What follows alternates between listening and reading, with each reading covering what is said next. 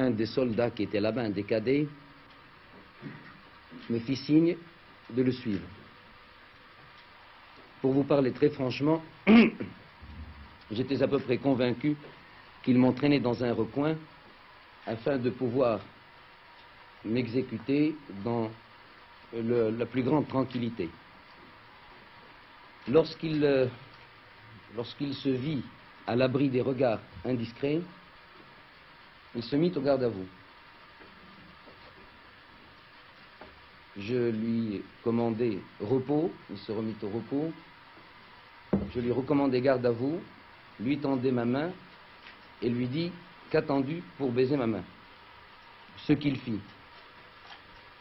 Alors je lui dis, mais qu'est-ce que c'est que cette histoire?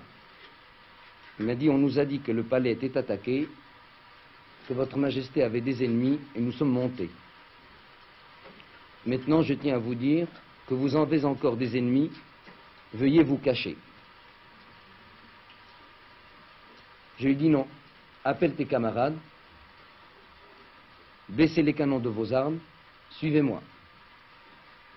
Et c'est alors que je tins ce langage à un groupe de 6 ou 7 cadets en leur disant: il est inadmissible que vous ayez fait de l'armée royale ce que vous en faites maintenant. Cela est indigne et non conforme à ce que j'attendais de vous. Immédiatement, quelques-uns se mirent à pleurer et nous avons récité la Fatiha, qui est la première sourate du Coran. Et je dois dire qu'à partir de ce moment-là, ça a été le dernier épisode, l'épisode du dénouement, qui a fait que j'ai pu récupérer tous les officiers qui étaient prisonniers et les expédier dans les différentes régions ou les différents services du royaume. Serait-il possible de rencontrer et d'interviewer les officiers rebelles actuellement arrêtés? Je dois vous répondre que, en principe, ces officiers auraient dû être passés immédiatement par les armes.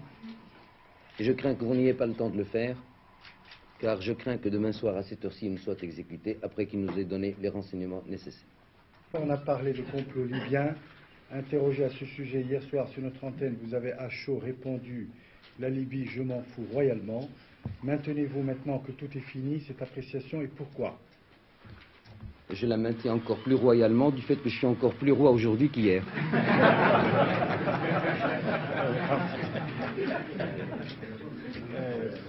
Quelles sont, Majesté, les dimensions et la nature des pouvoirs accordés par le roi Hassan II au général Oufkir et quelles limites est-elle fixée à leur durée?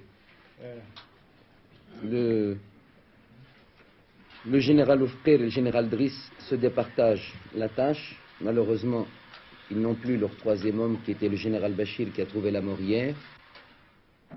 L'un et l'autre jouissent de pouvoirs étendus à la mesure de la confiance que j'ai en eux, mais il est certain qu'aucun texte, aucune situation n'est venue pour créer quoi que ce soit ou amenuiser quoi que ce soit. Nous sommes actuellement dans une situation transitoire, pragmatique, qui fait qu'on met the right man at the right place et on verra par la suite.